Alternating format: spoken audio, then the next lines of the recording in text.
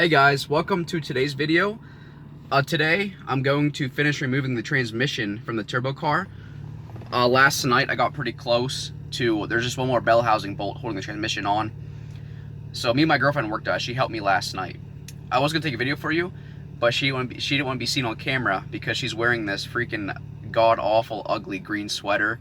Because we don't have any, she didn't have any dirty clothes to wear on a car, so her dad gave her this really old green sweater. So I'm going to head back over to the garage now. I had to go buy a long extension for the top bolts, and that transmission should come right out. We're going to head back to the garage now, and I will start recording. I'll get you a shot of the sweater I'm talking about, and I'll show you guys the clutch and its condition. See you guys in a few minutes. Hey guys, we're back here at the garage now, and so the car's up off the ground. I bought some new big old freaking 6-ton jack stands. They're really nice. I'll show you them. Just a comparison. Here's a cute little 2-tonner boy versus the big old 6-tonner. Look at that. So I bought all four. AutoZone wanted 60 bucks for two 4-ton jack stands. So I called Napa, and they had 6 tons for 40 bucks for two. So I was like, you know what? I'm going to get 2 boxes of those. So I spent about, with tax, about 95 bucks, 100 bucks on 4 6-ton jack stands, which is a really good deal. And then here's this sweater I was telling you about. Check this thing out.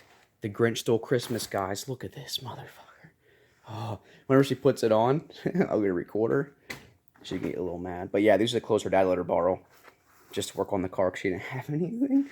But it's so cute. Look at that. Oh.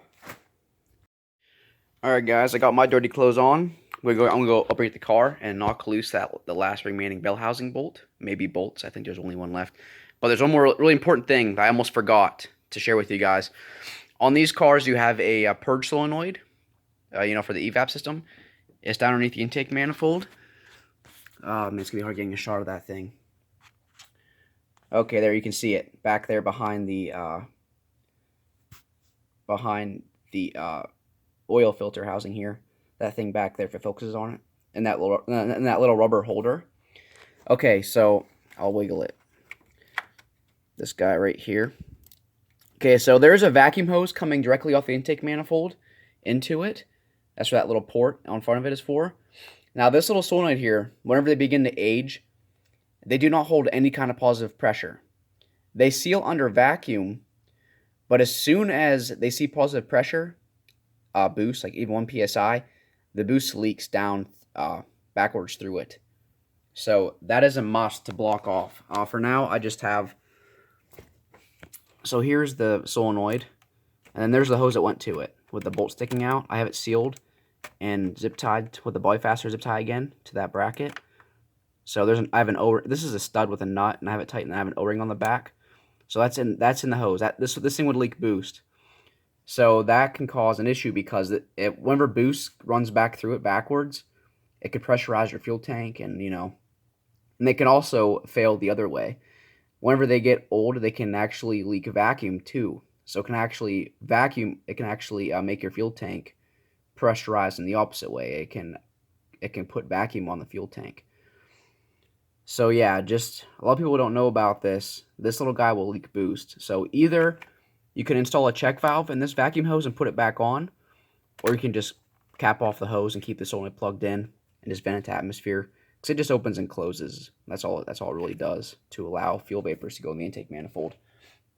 But yeah, I totally almost forgot that little guy, it leaks boost. Alright guys, all the bell housing bolts are out and the transmission is now loose. Brittany just made it out to the garage. There she is. So, she's going to be the one taking the transmission out. Anyway, you only have basically 4 bolts that hold the transmission to the engine. These 3 are for the oil pan, and these are your starter bolts. Okay, so I have these in order as the way that I access them. These 5 are from the bottom, and then these 4 from the top. These are for the starter. They're an E12. And then the rest of the bigger ones are all E14s. These 2 are on the very top. Well, the engine's in there sideways. So these 2 are like in like a square type thing. They're in the very top. Then the starter's kind of off to the side. Then these two are on the bottom. And these three go in the oil pan. So these are E10s.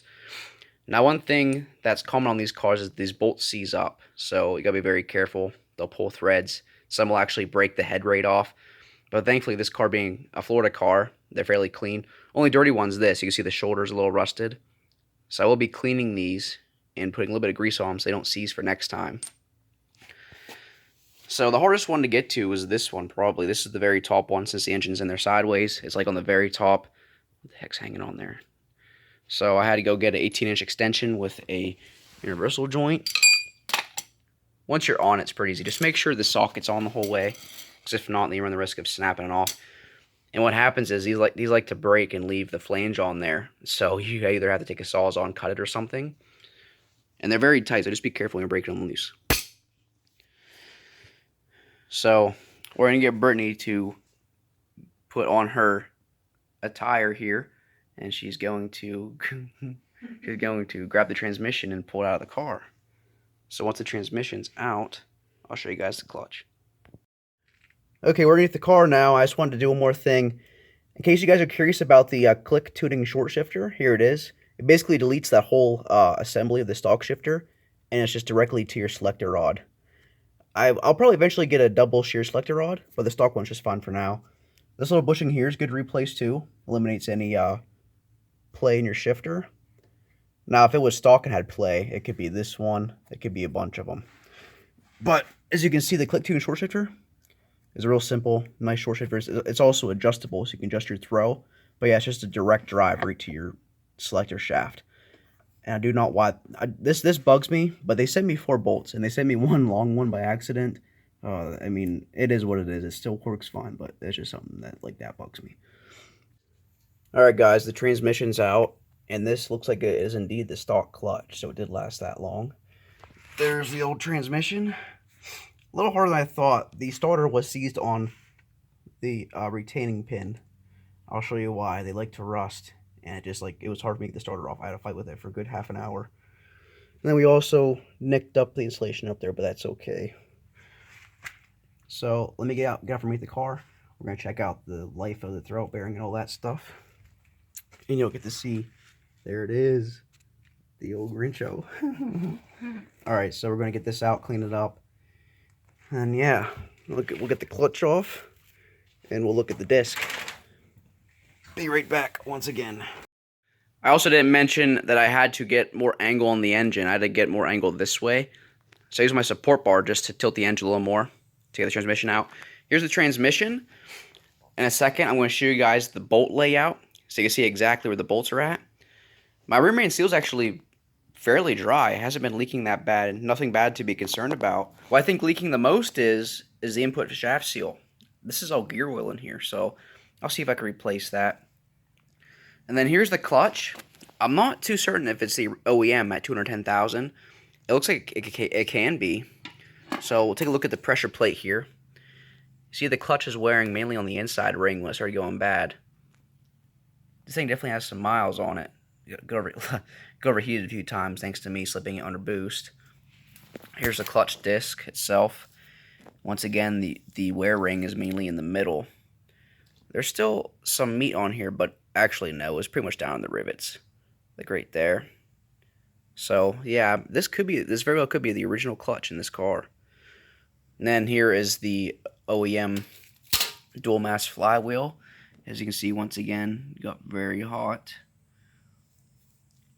I'm still pretty sure this is the OEM one from 2000, which is pretty impressive. So that means it was driven fairly nicely by the other owners. It wasn't beat or anything. Throwout bearing definitely has some wear on it. So it's not noisy though. Now I'm going to show you how the bolts are laid out. Okay, so moving on to the bolt layout on here. See, here's the top two. The hardest one to get is this one. This one you can get because it's exposed pretty much. And then you just have 2 on the very ends here. So literally only 4 bolts hold the transmission onto the block. Then here's 3 in the oil pan. Those are E10s. Okay, so 3 E10s. 1, 2, 3, and 4 E14s. And the starter bolts, they are E12s. Now, my starter was stuck because a pin goes on the top one, the top hole. See the rust inside of there? That little dowel pin gets corroded and it starter freaking seizes. I had to wiggle and wiggle, wiggle, and it finally came out. Here's something pretty cool. I took the cover off for the input shaft here, that cover. And then to remove the seal, they actually have written on here disassembly holes. And there's arrows pointing to these little squares in here, which are already poked through. So they put like little holes in here that you poke through and stick something in there to pry out the seal. I thought that was pretty cool that is on there. What I found easiest was to puncture those 2 holes and use 2 picks and kind of pull the seal out. Once you get it a little damaged, it'll come out a lot easier. So I did have to beat up a little bit. But once I got it fairly loose, I just stuck in two picks here and just wiggled it right out. Got the transmission fairly clean. A lot better than what it was. It was really freaking dirty. One small problem, not really a big deal. My replacement Guibo. I bought this used from Mike Dodge. That fucker scammed me. No, I'm just joking. I thought it was the same size, so did he. So what I'm going to do is, I'm going to go ahead and bolt the drive shaft directly to the output shaft. That should be amazing. It'd be a nice free back massage there for as long as it holds up. No, I'm not going to freaking do that. I'm going to buy a new Guibo. Well, look who it is. Finally came back home. I think what happened was she got mad that her first impression was bad. So here she is, all snazzed up. How was shopping, little Brittany? It was good. Was it good? Yeah. How much you spend again today? Don't worry about it. Alright, little baby, I love you. Love you too. I'll see you later. Well, you'll be back in here in a few minutes, right? Yeah. Alright, babe.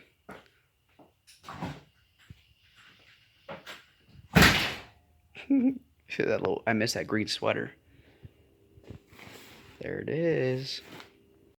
Alright guys, that was it for today's video. There's going to be 2 parts. The disassembly and then the reassembly. So just stay tuned. Whenever I get the parts here, I'll begin working on the car again. Also got an input shaft seal ordered. Should be in tomorrow. So that's cool.